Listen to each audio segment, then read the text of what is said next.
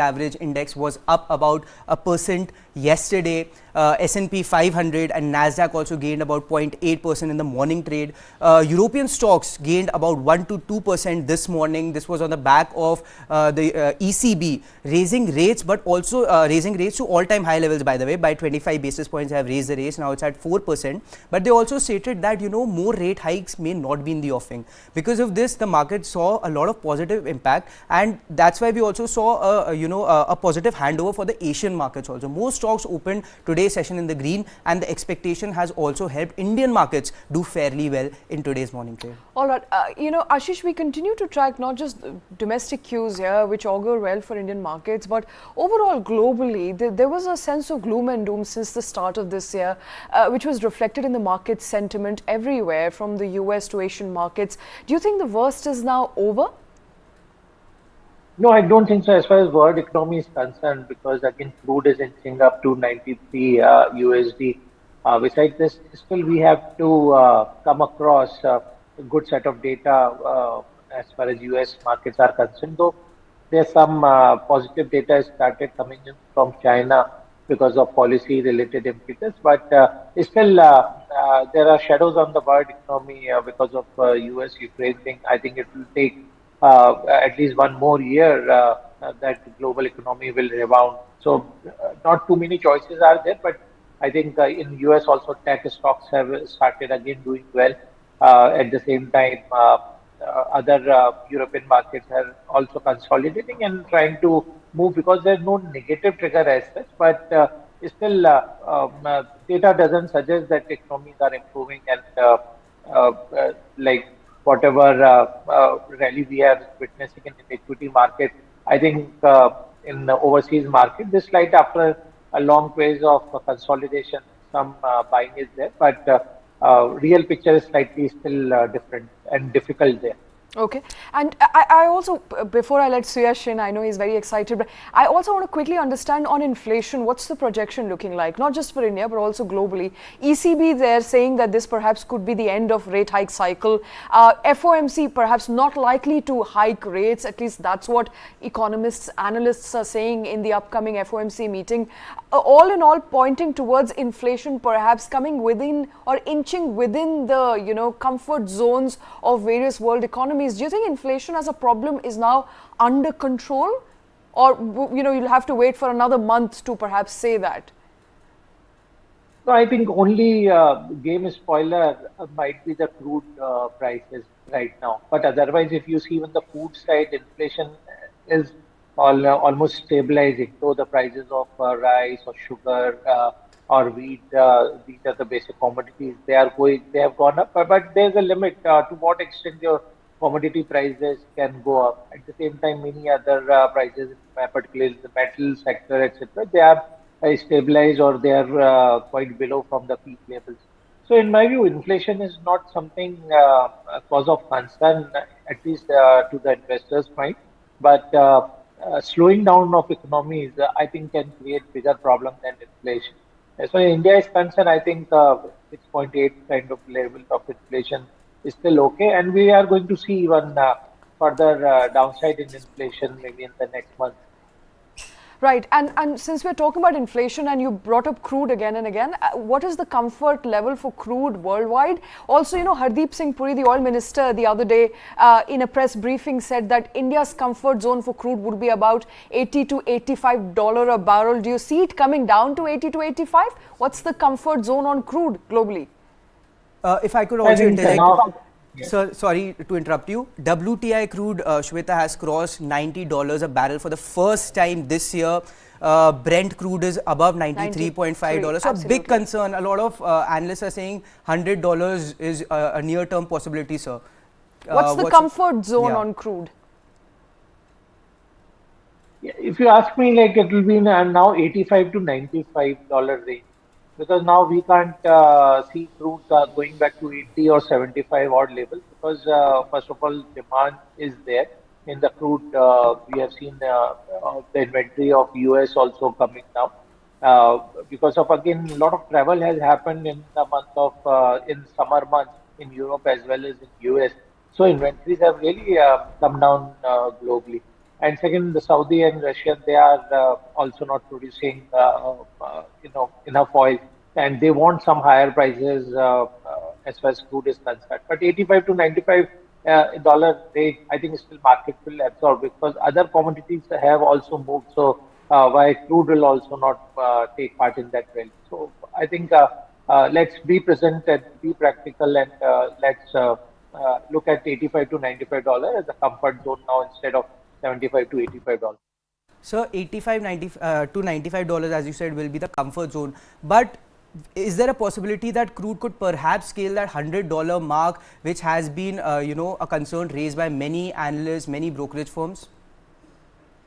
So only the problem is first, crude is one of the most volatile, and where whatever the price is movement takes place quite unexpected because few people control prices in crude per se. But only thing is at $100 again, what kind of demand is going to emerge? Again, you are going to see a lot of pressure coming from various who's to lower the prices of crude and increase the production once again once it inches up towards 100. We should not forget that economies are still not out of the turmoil. Maybe US or European market all are having a lot of pressure on their economy. So 100 is something like which is having more psychological impact as far as crude prices are concerned. So surely some pressure is going to come at $100, and I see crude prices in this year remaining in two digits. So now, before we get back to the markets, I just quickly want to get your view on gold. Now, gold has scaled to, a 3-week low yesterday. What's your outlook on gold, sir? Because I was also reading a report that gold, in fact, since 1999 to 2023 has outperformed most, benchmark indices of emerging market except India. So perhaps time to look at gold now? No, I'm not expert on gold, but still, in my view, as if we are going to see strength in US dollar, gold will also, over a period of time, will try to catch up. This is whatever the pause we are witnessing in the gold prices is for quite some time. But as there's no trigger in the gold as such, and most of the hedge funds, they are also not finding gold as a attractive investment option, and they are putting more money into more into equities and other products. So this is the reason gold and silver, they are both are subdued in, as far as precious metals are concerned. And in my view, at least in 2023, I'm not expecting any big rally coming in gold for so far. Fair enough. So in the last 10-15 days of rally that we have seen, India VIX, the volatility index has largely remained below the 12 mark, which suggests that the volatility has been low in the market in the recent run up to all-time high levels. Does it augur well for the bulls? Of course, anything below 12 is always good, and lower the volatility, bulls will be most happy persons on the planet. So I think it goes well with the market, and this is the reason that a lot of money is also coming to India because the volatility is low, and there's no fear as such what's going to happen in 3 or 6 months' time. So most of the calls which are being taken, whether it's a large cap or mid cap, they're on bullish side. So it's positive as far as Indian markets are concerned. Now, what will be the resistance levels for Nifty, because of the recent run-up? What are the near-term resistance levels for Nifty, sir? So I think for some time we are going to see a good run-up in Nifty, particularly stocks, and mostly individual stocks. I'll be more comfortable than indices because indices will move in the slightly narrow range. In my view, so some bout of profit taking will keep on coming in Nifty, but still at least I am expecting 300-400 points more possible in Nifty from current levels where some resistance will come, but we are going to see for sure new highs maybe in next week also. All right, and we'll see what those new heights are. But Suyash, for now, let's also take a stock of all the stocks that you're tracking this morning. Yes, Shweta. So one of the stocks that has been in the news lately was Infosys. Now, Infosys has landed another $1.5 billion contract. Now you have seen that, you know, in the past 1 month or so, Infosys has had nearly $5 billion worth of contracts, Shweta. Last month we saw its deal with Liberty Global worth 1.62 billion. Earlier this week they had a deal with Europe's Stark Enterprises, which was worth about 1.5 billion. And as a matter of fact, the stock has shown good strength in the last 1 month. The stock has gained about 6% or so. So, sir, if you can also give us your view on Infosys stock, how is it looking on the price charts? Can we see it scaling 52-week high before the end of the year? See, if we see like last 1 month performance now, it's almost up by 9%. And if we large cap stock like Infosys, last 3 months performance 9% is really good. As far as 52-week high is concerned, I think it's still 150 odd rupees away from touching 52-week high, but it will come.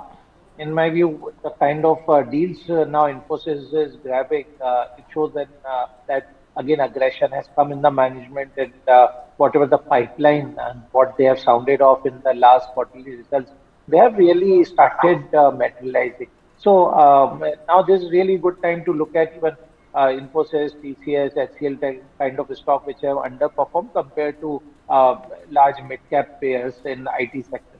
So Infosys can be a good bet at 1500 level for sure. Okay, and what's your take on the overall IT pack?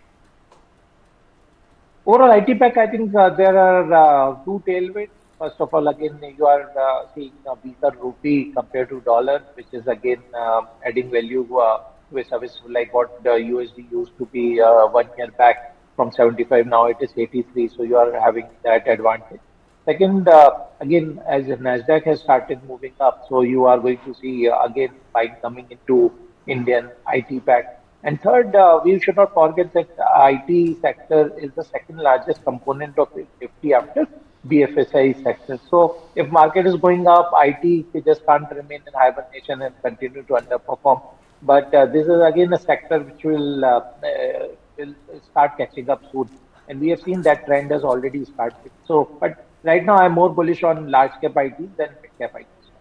Now, Shweta, that's the view coming in on Infosys. Some of the other stocks that were in focus this morning was Bharat Forge. Now, Bharat Forge has extended its partnership with Paramount. Now, it will create a wide range of armored vehicles for Paramount's global customers. As a result, the stock was up about 0.73% at 9:35 a.m. this morning. Another stock that we were tracking this morning was GMM Folder. The stock has gained about 1.5% in the morning trade. The stock actually is up about 19% in the last 1 month. The trigger why the stock has rallied in today's session was that it has fully acquired professional mixing equipment for a deal worth $7 million. Another stock that was in the news today was Dixon. Now, Dixon is looking to open a smartphone plant near New Delhi, and it will invest around 400 crores over the next 3 years. As you can see, the stock saw some positive momentum in today's morning trade. It was up about 0.5% at 9:35 a.m. this morning. Another stock that we were tracking was Shakti Pumps. Shakti Pumps opened 8% higher,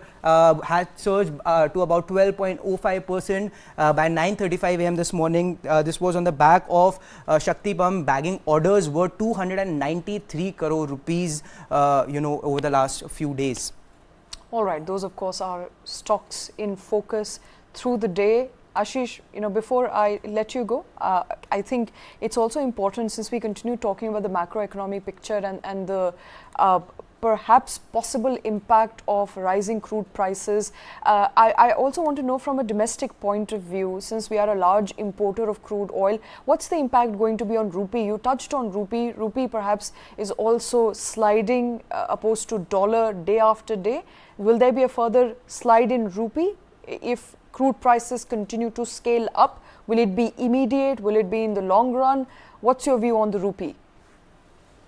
Yes, there will be, of course, some pressure on rupee.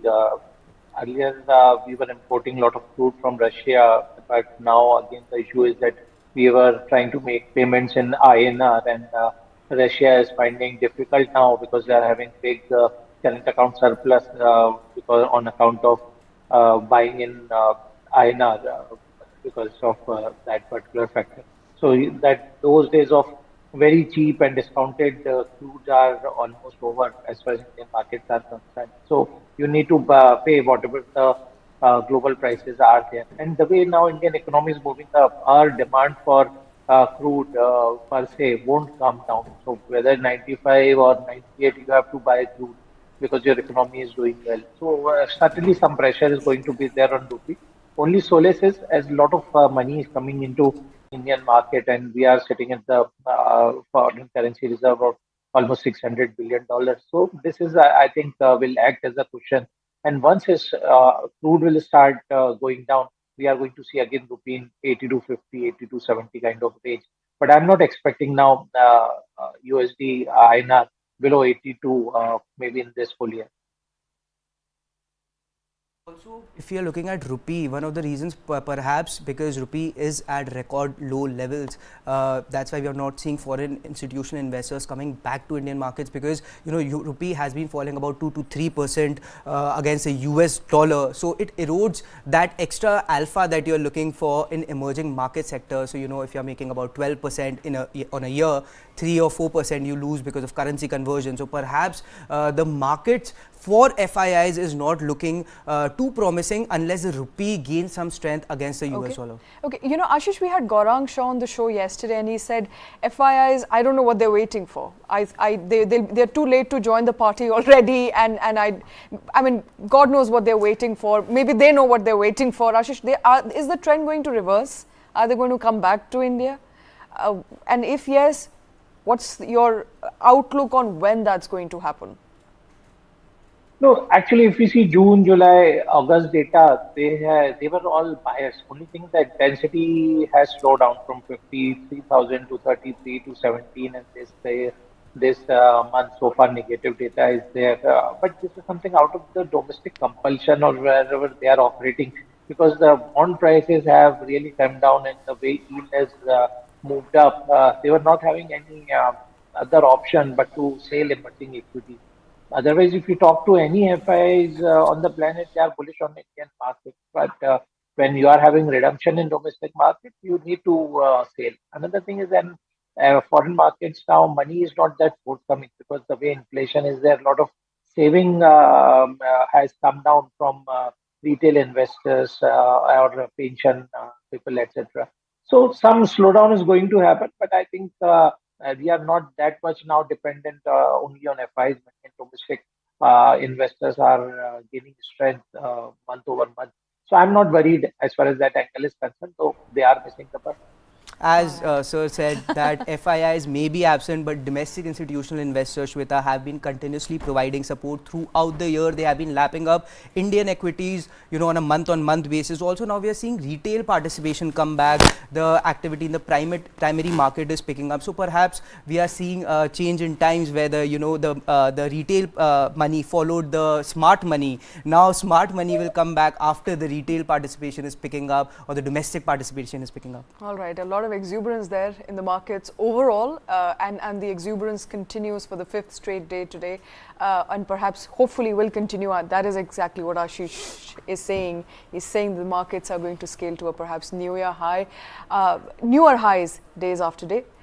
Ashish, stay with us. Since we continue to talk about inflation, I also want to perhaps talk about some of the measures that government is taking to curb inflation. Now, food inflation, Suyash, is still a cause of worry, specifically vegetable and pulses, where government has taken active measures in the past in order to contain prices and the growing prices of rice, wheat, sugar. The latest now that has come in slew of government measures is to have a stockpile limit on how much wheat can you keep as a retailer, as a large-scale retailer and a small trader. How much stockpile of wheat can you have? And that is because despite having enough buffer stock, wheat prices are soaring. Wheat prices are soaring, Shweta, and we are seeing that food inflation, which has been a very big cause of concern. In fact, if you look at the CPI numbers, there has been a slight dip in vegetable prices, which was driving inflation, food inflation higher earlier, but pulses and cereals, Shweta, have been a pain point and have been driving inflation higher. And to your point, there is a concern that we'll run into shortage, and especially ahead of the festive season. So maybe, government is taking, active measures to ensure that when festive season comes by, we are not short of wheat and even sugar. We have been talking about sugar lately. We have seen that because of the lack of rainfall in western part of the country, in Maharashtra, which is one of the biggest producers of sugar, because of El Nino conditions, the sugar prices have scaled near 6 years high. So government will at perhaps some point, we are seeing in the case of wheat, perhaps in other commodities, we'll also see government intervention at some level ahead of the festive season especially. All right, ahead of the festive season, all the more important, Ashish, as festivities, they're around the corner. In fact, Ganesh Chaturthi, I think the country will be celebrating it, and a lot of people will be marking Ganesh Chaturthi on either Monday or Tuesday. Festivities begin all around the country start of next week. Just ahead of that time, it becomes all the more imperative for the government to contain the growing prices of cereals, of vegetables, of pulses, and they are doing so. There is a stockpile limit now of 2,000 tons, Suyash, on wheat for small retailers, 3,000 tons for big retailers. That is, of course, one measure that the government is taking, but need for more measures, Ashish. Perhaps export curbs on everything we have in surplus where prices are rising, such as wheat and sugar. Yeah, I think whatever the government is doing, they're doing quite proactively. If you see the rice exports, they have banned or kept a minimum export realization of $1,100 for basmati rice. So this is all to curtail the price in domestic market, because globally prices are really going up because of supply chain disturbance, because of Russia-China war, and a lot of African countries are not able to produce things because of political unrest. And these are the countries in Africa which used to supply a lot of pulses to Indian market as such. So I think this is going, you have to live with it because of global uncertainty and because of supply chain issues, etc. Prices are going to remain firm. Besides this time, a lot of scarcity in the rain in many parts of the country. So sowing, at the same time crop of paddy, wheat is going to come down. As far as sugar is concerned, again, I'm expecting whatever the prices we are witnessing, government will surely try to curtail those prices. But these food prices and the higher food prices are going to remain there for some time, and you can't help it easily, because if you try to import wheat or rice or sugar from overseas, and the way India goes and buy the market also goes up, because whenever India buys anything, they buy in bulk quantity. So again, the problem doesn't come down because of just importing anything. I think this is a good move that so many restrictions are put in as far as hoarding or warehousing of these commodities are concerned, and we have seen it has really worked in tomato and onion, etc. In few months, prices will cool down. All right, and prices should cool down. These are difficult times. These are times where government has to be all the more proactive. Remember, this is an election year right ahead of the general elections. So it's important, therefore, to contain inflation, not just from an economics point of view, but also from a sentiments point of view, where you cannot let people buy essential items like tomatoes, potatoes, onions at a very high price. Yes, definitely, Shweta. And as Mr. Maheshwari also pointed out, that government has been rather proactive. Earlier this month, we saw reports that government has asked sugar mills to, submit the sales data, the stockpile numbers to ensure that there is no hoarding going on ahead of the festive season, and there is adequate supply when the festive season comes. And very interesting comments from the Union Food Secretary Sanjeev Chopra as well, Shweta. He said that, the government has found that there have been attempts to create artificial scarcity on the pretext of poor monsoon. So perhaps we are seeing some sort of a hoarding, and maybe there is the entire issue of shortage has been rather played up at this point in time. We'll get, of course, more data about that. Okay. As an and artificial scarcity is what the government is saying it. Perhaps that's why the measures have come in to have a stockpile limit. We'll continue tracking all those details. Ashish Maheshwari, Suyash Maheshwari, thanks very much. Gentlemen, both of you, for joining us this morning. We are bringing you all the live updates as far as markets is concerned, but another update that is coming in, and that is by the way of PSU and the money that perhaps is stuck because Russia continues to face sanctions, and the sanctions is not allowing money that a lot of PSUs had invested in Russia to come back, to get it back. Krishna Kumar joining us in the studios at this point. Krishna, please do walk in. We're not talking about 1 million, 2 million. We're talking about $600 million worth of dividend money that a lot of PSUs are hoping to get back from Russia, are not able to do so. And they were hoping that in lieu of that money, perhaps some oil can come in. Right.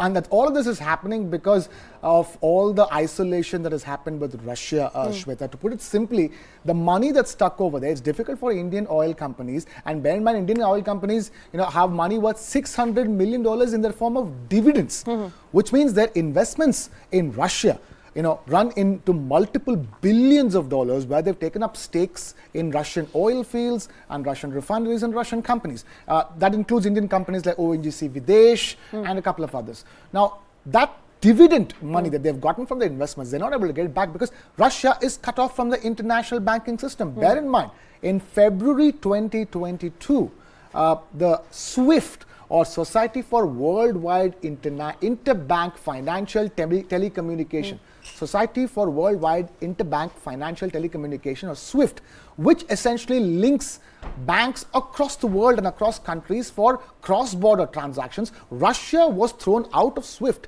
in February 2022. About 7 Russian banks and then more banks were added, which basically meant that taking money from Russia and moving it to any part of the world was absolutely impossible, because Russian banks were cut off. And India right now, and post that, what has India been doing? India has been buying tons of Russian oil, and mainly because it comes at a discounted rate because of all the sanctions elsewhere. So India has made tons of money. Indian companies with their investments have made lots of money, and that's where you find the situation. The banks are cut off, and you have lots of money. How do you move it back? So Indian companies oil companies essentially are looking at 2 options. One is to buy the oil, and the other is to lend to people who are buying Russian oil, and they can repay that lent money here in India.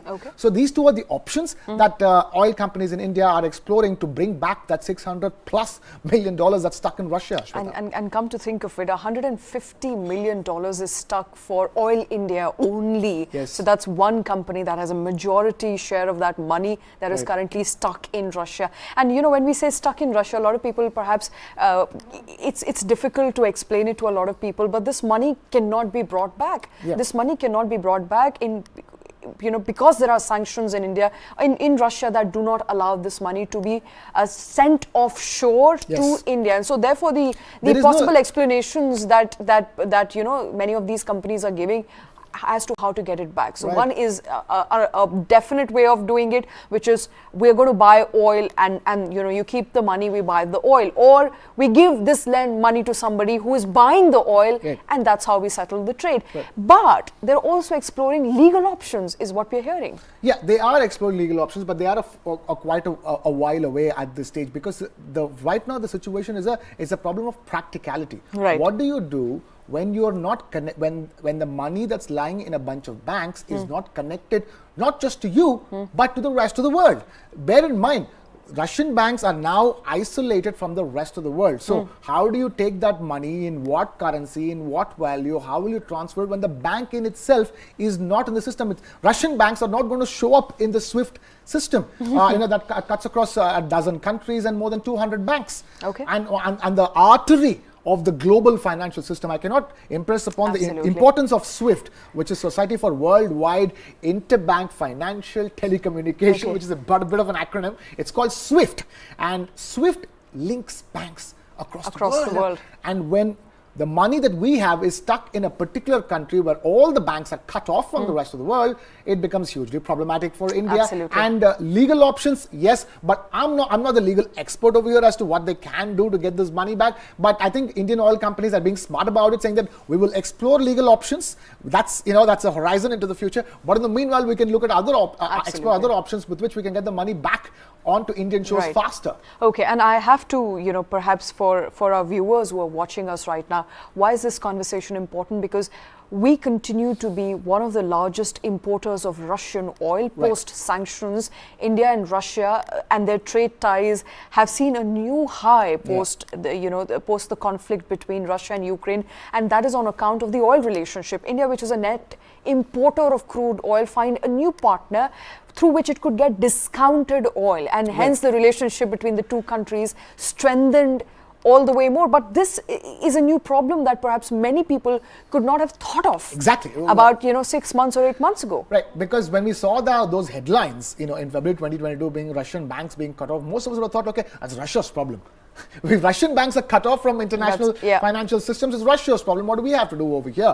But that is the reason why it comes very unexpected. But the fact of the matter is that Indian companies like ONGC, Videsh have been having stakes in Russian oil fields and refineries for a while. ONGC Videsh, for example, has $5.5 billion worth of stakes in a couple of Russian oil fields. That's kind of money that's been already pumped in by Indian oil companies in the oil sector of Russia. So it was always going to be a matter of time before we get those returns. And so far, all the dividends and all these things had no issue because there was no Ukraine war. And now you have Ukraine war, and it gets complicated by the fact that because it's also unabated.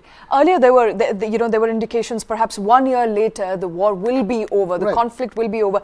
The longer it goes, the more it prolongs, the more difficult it gets for oil companies to get their dividend back into India. In February, when when Russian banks were thrown out of the SWIFT system, nobody thought we'd be having this conversation in September 2023 that we're not able to get our money back. We'd have thought February to February. Okay, May, June, we're in September right now, and there's no signs of the war abating or Russia getting back into the global financial system. If there is, and time is money, Shweta. How much money can we allow to be stuck in Russia for how long?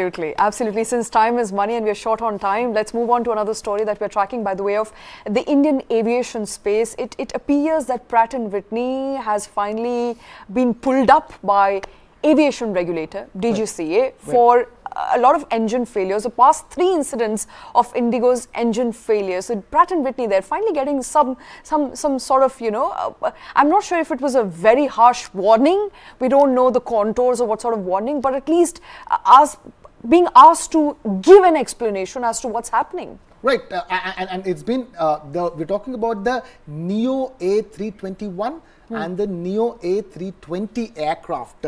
3 Indigo airline aircraft which had faults, 3 flights in a matter of say a week to 10 days getting cancelled because of a fault in these aircraft and the engines of these aircraft. Bear in mind, Indigo has over 300 aircraft in its fleet, and around 40 of them have been grounded simply because of so many issues. And a third of the engines of the aircraft of Indigo belongs to Pratt Whitney. So hence, it becomes all the more important that Pratt Whitney is finally made accountable and final checks are done.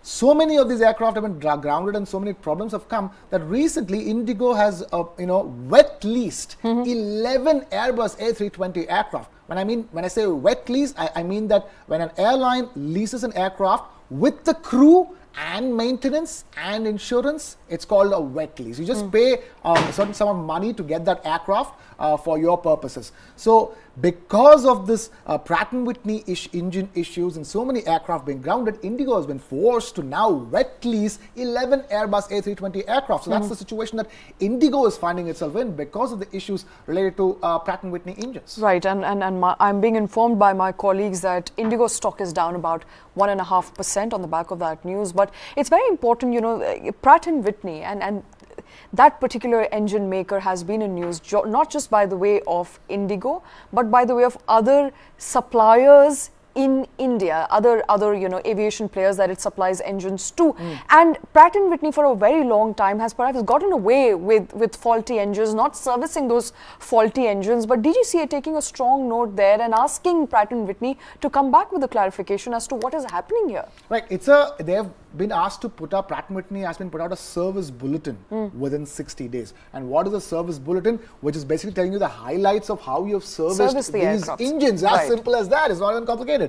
So Pratt & Whitney right now is under a lens of the DGCA. Pratt & Whitney has to come out, put out a report saying that, okay, these were the issues in these engines and this is how we fixed them or replaced them as the case may be, so that there is no more security issue or any more issues for aircraft going forward. So DGCA is right now asking Pratt & Whitney, a global aviation engineering giant, to tell India and India's aviation regulator that you've done your checks and balances as far as the engines you've put in aircraft in Indian Airlines is concerned. So that is what is called as a service bulletin, and Pratt & Whitney needs to do it within the next 60 days. Right, and let's not forget, Pratt & Whitney is an engine maker that was also blamed by Govt for its going under, because Pratt & Whitney did not service engines on time. That was the allegation that was made by Govt, that Pratt & Whitney did not live up to its promises, did not service those engines on time, did not pay heed to constant perhaps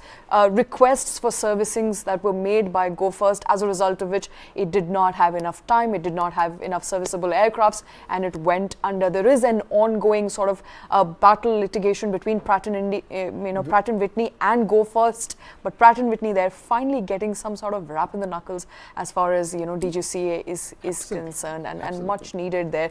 DGCA pulling up Pratt & Whitney. We don't know how long perhaps Pratt & Whitney has in order to respond to DGCA, but important news there. But on the back of that news, remember, Indigo stock is down almost 1.5%. That is what I'm being informed by my colleagues who are sitting in the PCR. But let's move on to another story we are tracking, and that is by the way of new tax rules, the TCS, or tax collected at source. Right.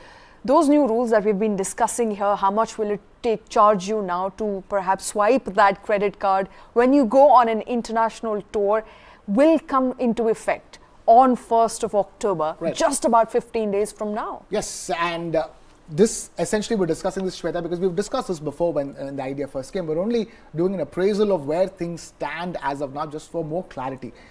We already have the LRS in India, which is the liberalized remittance scheme, under which you can remit up to $250,000 a year. Now, the TCS scheme essentially says that if you remit more than 7 lakh rupees in a year, you will be charged TCS, or tax collected at source, at different rates. Right. Now, before I talk about the rates, let's talk about where you won't be charged TCS. Strangely, the credit card transactions abroad are not going to be charged TCS because they don't come under TCS. So that's one big relief. So if you're traveling and you're using a credit card, no TCS on that. But if you use your debit card or your prepaid Forex card, definitely there'll be TCS applicable for it. That's of starters. Where TCS does not apply is when you're sending money abroad for the sake of education of your child, or for medical treatment purposes. All of these, there is no limit, there is no, that don't come under, they have only a 0.5% TCS when you cross the 7 lakh rupee limit. Until then, you are not charged TCS. So if you're remitting money abroad for medical and educational purposes, even ancillary expenses, the travel for education, the travel for the medical treatment, even that get taxed just like the medical expenses and the education expenses, because they're treated as part of the entire thing, so only at 0.5%. But any other form of remittance that you do and you cross the 7 lakh rupee limit, then you will be charged TCS of a whopping 20%. If you are buying real estate abroad, if you are buying mutual funds abroad, if you are buying cryptocurrencies abroad, anything where you're sending money out of the shores of India to buy any other investment form of all kinds, you get charged 20%. So that's where things stand as of now. As far as travelers are concerned, travel packages, no respite, no mercy over there. If your travel package is above 7 lakh rupees, there you go, 20% straightforward TCS that you will be having to pay as far as your travel is concerned. While you're traveling, if you're using a credit card, you're okay. But if you're using your debit card or a prepaid a Forex card, then again you come under the ambit of TCS. So to put it simply, if you're going over to study, get a medical treatment, you're okay. It's a 0.5% kind of a situation, or at best a 5% kind of situation when you cross the 7 lakh rupee limit. But if you're traveling for fun, if you're investing, all of that. If you're buying luxury items, if you're taking a foreign trip, definitely. all of that is going to burn a hole. About your 7 lakh. pockets. Let's face it, those budgets always cross 7 lakh rupees when you're taking your family along, and when they cross, you straightforward pay another extra 20%. Should you be worried? Oh, we all should be worried.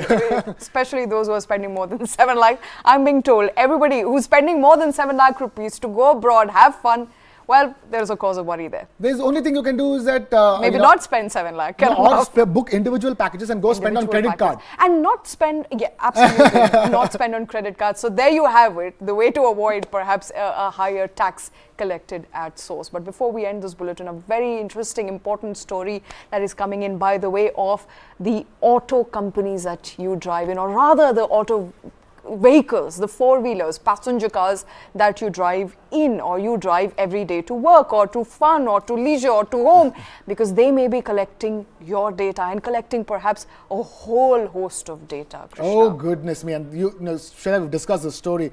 The report emerging to this effect from Mozilla Foundation, the browser company, Mozilla Foundation has put out this report, and that report actually says that the cars are able to collect data on your sexual activity.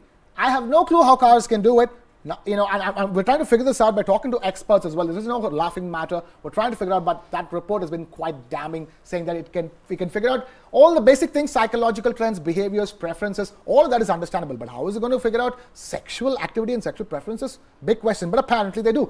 And the problem here is that report, the Mozilla Foundation report, names around 25 globally famous car makers. All major car makers. Name a brand. Renault, Nissan, Kia. Yes. Maruti? No. No, that's Indian. Lovely. Global car Very makers. happy. Yeah. no Maruti there. Tata? Again, no. Mahindra and Mahindra? All global, perhaps not Indian. Yeah. Very happy to hear that. Right. I'll tell you some of the bigger names that emerged out of that. I was quite surprised. Volkswagen, but then Volkswagen already has other kinds of issues that it's deal with when it comes to diesel engines and pollution and etc. etc. We'll deal with Volkswagen as that. Toyota is mentioned over there. Mercedes. But here is the deal. The problem here is that, Shweta, the questions being asked are car makers failing the privacy test? Because every single time you talk about your phone, you always talk about, is my phone listening to me? How does my phone know? Phones are surely collecting data about me because it has Facebook and all the social media apps and the device itself. So phones, we are worried about privacy and data breach on phones, privacy data breach on Google, Facebook, social media, so many things. We just don't talk about whether cars and car makers could be collecting privacy data, because bear in mind, these days cars are also connected devices. They have Wi-Fi, Bluetooth. They're just a connected four-wheeler. Like, this is a connected device, that's a connected mobility device. So cars need to come under the scanner for this particular reason, that they have Wi-Fi, they have Bluetooth, they can have access to so much data, and in such a big ticket investment as like a car is concerned. So what this report essentially does is awaken us to the fact that we need to be aware of whether car makers are breaching privacy tests, are failing privacy tests, because they've not been asked these questions, and the names that are being put over here are big names. The question is that how dangerous is it? Because Mercedes, for that matter, provides TikTok as part of the entertainment system, the in-car entertainment system, whereas TikTok itself is not fully safe. So the question is, what kind of things that they package in with the car, and how much does that expose your data to the world? Those are the questions we need to be asking. All right, so major auto companies, they're failing privacy test.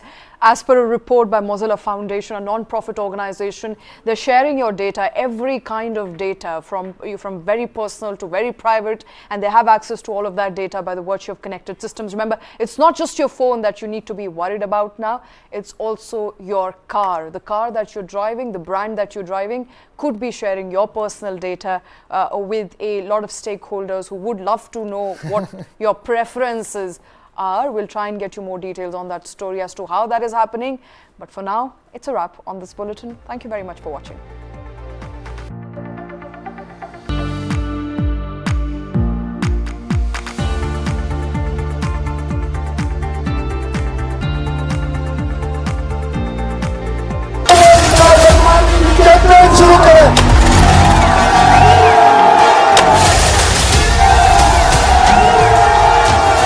मैं इमरान अहमद खान नियाजी सबके दिल से हल्फ उठाता हूँ. When Imran Khan came initially into politics, he thought his personal popularity would be sufficient for him. It didn't happen.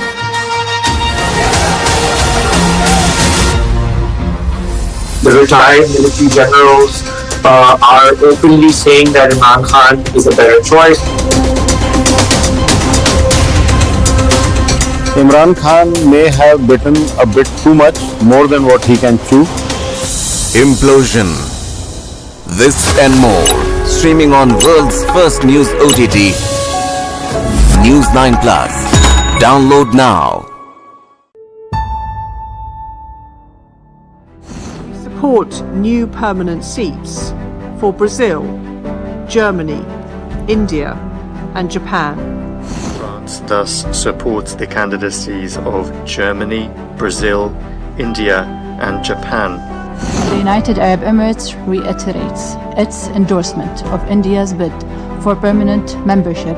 India can become a permanent member of the Security Council. We note India and Brazil in particular as key international actors and worthy candidates for permanent membership within the Council.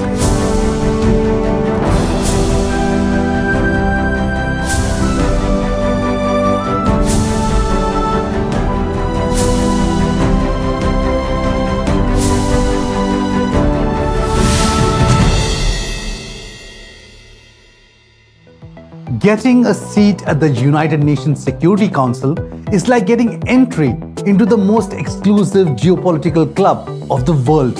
But the biggest problem that this mid-20th century club faces is that the music being played is out of sync from the realities of 21st century world. The composition of the council in 2023 does look a lot like 1945, and India's bid to enter this VIP club is facing bottlenecks. Please remember that India's permanent membership of an expanded, reformed United Nations Security Council is not an India-specific issue. There are many other countries there. You know, we have a G4, there's Germany, there's Japan, I think there's Brazil and India. And so we are also trying to say regional representation. So it's not India-specific. What does the preamble to the Charter state? We, the people of the United Nations. Happy birthday. You keep out 1/6 of humanity and you say, we, the people of the United Nations. Our bid for UN Security Council membership predates that of the present government. But the present government is much better positioned today than in the past to push for it. So we have sufficient support in terms of number of countries to take the plunge. Because if you have 80 or 90 committed in a way, because of joint statement supporters, plus the fact that India has now taken the leadership of the global south, especially during the pandemic. So in that sense, we are building up a strategy of wider support which can become 2/3 in case it goes to vote. The United Nations Security Council comprises 15 members, and out of this, 10 are temporary, and the 5 permanent members are the United States, United Kingdom, France, Russia, and China. And here's the rules of the game, which are that all permanent members have to be on the same page for ratifying a decision or pass a resolution. And this utopian rule ensures that there's a deadlock on majority of the issues, as it is an impossible ask to have all 5 members in sync. For example, in terms of Russia's conduct of the war in Ukraine, China threatening Taiwan, that kind of thing. And the veto power of the 5 existing members, of course, is enough to block any change in the composition of the council, because to do that, you need a UN charter amendment. And to approve a charter amendment, among other things, you need all 5 permanent members of the Security Council to agree. So